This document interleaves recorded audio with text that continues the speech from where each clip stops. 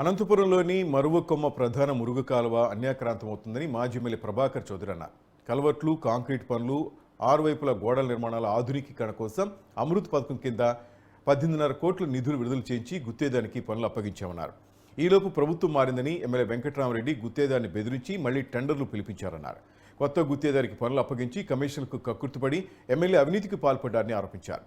మరువకొమ్మ కాలువ డిజైన్ మార్పుకు వ్యతిరేకంగా నిరసన దీక్షకు పోలీసులు అనుమతి ఇవ్వలేదన్నారు.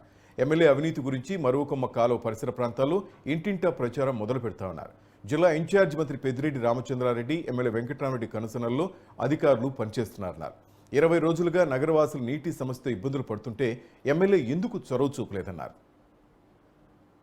ఎవరుంటే మాకెందుకు, ముందున్న కాంట్రాక్టర్లతో కమిషన్లు తీసుకుంటే అతను జవాబుదారీగా ఉండాలా అనేటువంటి దీంతో పని జరగనని చెప్పి మేము మౌనంగా ఉన్నాం అనంతపురం అభివృద్ధి కోసం.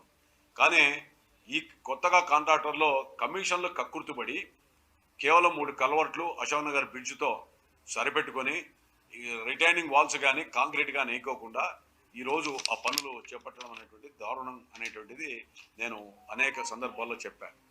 నేను శ్వేతపత్రం కూడా ఇంటింటికి ఇచ్చాను. అయ్యా బాబు 5 ఏళ్ళలో డెవలప్మెంట్ చేశాం, జీవో ఎంఎస్తో సహా ఇవన్నీ కూడా మీకు అన్ని కూడా మేము శాంక్షన్ చేసాం పెట్టామని. ఇప్పుడు ఆ కాంట్రాక్టరుతో పనులు చేయించుకోకుండా ఆ లక్ష్యం ఏదైతే ఉందో ఆ చుట్టూ ఉన్నటువంటి ఇల్లు అవన్నీ కూడా విధ్వంసం గురి కాకుండా త్రివేణి నుండి ఐరన్ బ్రిడ్జ్ వరకు కాంక్రీట్ వేసేస్తే ఆ పిల్లర్స్ లేపి అక్కడ ఎప్పుడైనా పార్కింగ్ చేసుకోవడానికి ట్రాఫిక్ కూడా ఇబ్బంది లేకుండా కార్ పార్కింగ్కో దీనికి కూడా పనికొస్తుందని చెప్పి ఒక మంచి లక్ష్యంతో మనం ఆ రోజు అమృత్ స్కీమ్ కింద శాంక్షన్ చేస్తే ఈరోజు దాని యొక్క లక్ష్యాన్ని నీరుగార్చి కేవలం స్వార్థం కోసం, కక్కుర్తి కోసం మరి ఈరోజు ఏదో వచ్చినటువంటి నిధుల్ని చేతులు దులుపుకునేటువంటి పరిస్థితి. నేను వైఎస్ఆర్సీపీ కార్పొరేటర్లు కూడా చెప్తున్నా, మేయర్, డిప్యూటీ మేయర్ కూడా చెప్తున్నా, మీరు ఆలోచించండి.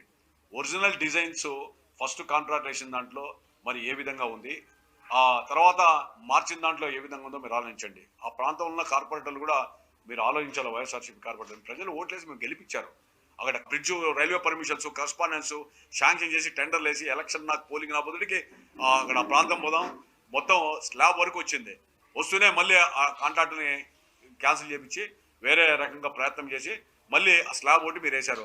దాన్ని తీసుకొని జగనన్న వారిదని పెద్ద ఎత్తున వేసుకున్నారు. అంటే కష్టం నాది, పేరు పెట్టుకునేది మీరు. మరి ఎందుకు నువ్వు ఎమ్మెల్యేగా, మీ నాన్న ఎమ్మెల్యే ఉండ, మీ తండ్రి ఎమ్మెల్సీగా ఉంటా, నువ్వు ఎంపీగా 2-3 పర్యాలలో అప్పుడు ఎమ్మెల్యే మీదే, మేయర్ మీదే, తర్వాత గవర్నమెంట్ మీద రాష్ట్ర కేంద్రంలో రాజీవ్ గాంధీ బ్రిడ్జ్ ఎందుకు కట్టలేకపోయావు? 1 ఏళ్ళలో చేతకాలేదు. అప్పుడు ఈ 5 ఏళ్లలోనే కట్టానంటున్నావు. ఏదైనా మాట్లాడడానికి కూడా రావాలి. అసలు ఆ బ్రిడ్జ్ రాజీవ్ కాలనీలో కట్టాలనే ఆలోచన